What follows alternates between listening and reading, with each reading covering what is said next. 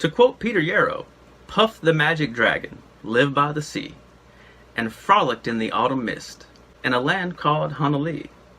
Little Jackie Paper loved that rascal Puff and gave him strings and sealing wax and other fancy stuff.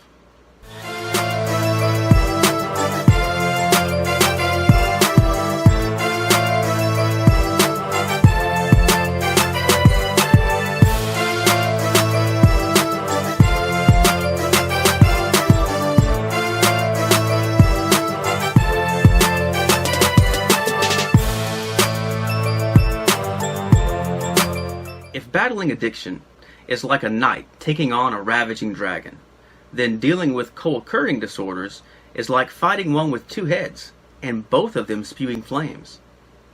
The term co-occurring disorder is a clinical one, referring to a person being diagnosed with both addictive disease and one or more mental health disorders at the same time. Unfortunately, it's a rather prevalent issue in society. Dr. Nora Volkoff, director at NIDA, asserts that as many as 6 in 10 substance abusers have at least one other mental health disorder. Conservative estimates from SAMHSA put the rate of comorbidity for age 18 to 25 at 35.3% and age 26 to 49 at 42.7%. But other research from the Center for Substance Abuse Treatment, an agency of SAMHSA, indicated that investigators describing substance abuse treatment client populations have reported up to 70% of their clients showing lifetime histories of co-occurring disorders. McGovern and colleagues described the breakdown of co-occurring disorders by type, with overall estimates of 41% mood disorders, 26% anxiety disorders, 25% PTSD, 17% severe mental illness, 18% antisocial personality disorder, and 17% borderline personality disorder. The overlap in numbers illustrates multiple mental health disorders occurring in the same person. By modest estimates, this affects 4.7% of the U.S. population, or 8 million people. Regrettably, in the field, many counselors still tend to see chemical dependency and mental illness as unrelated phenomena, or else they relegate one to the other. For example, it is not uncommon for drug counselors to dismiss mental health systems as being drug-induced or secondary to drug use, saying things like, "No wonder you're anxious. You're homeless and have illegal drug charges. Fix that issue and your anxiety will disappear." On the other end of the spectrum, we have mental health counselors that dismiss addiction as being nothing more than harmful coping skills, saying things like, "No wonder you use drugs to cope. You're very anxious. Fix that issue and the drug abuse will stop."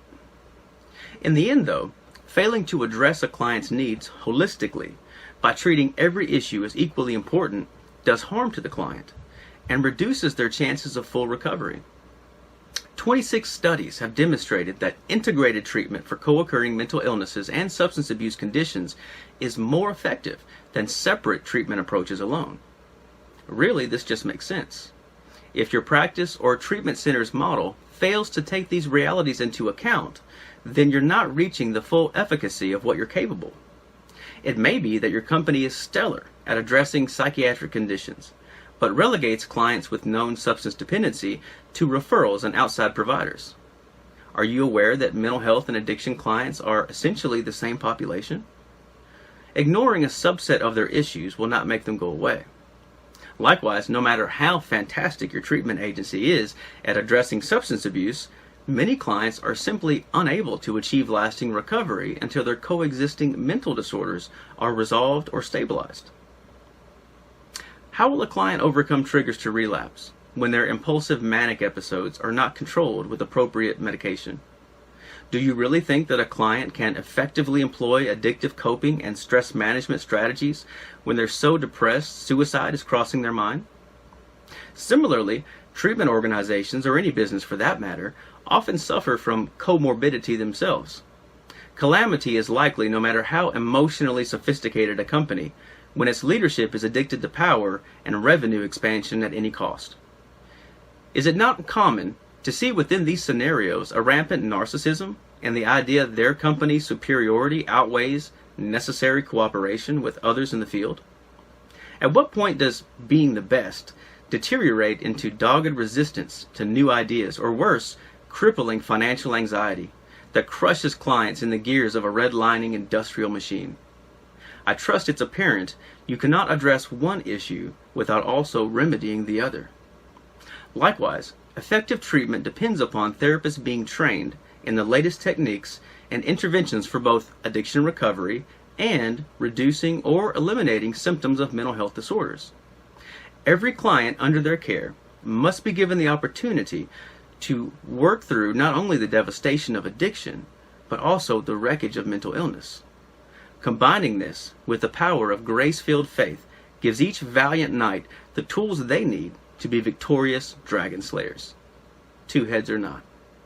Until next time, don't just be transformed, be kinged.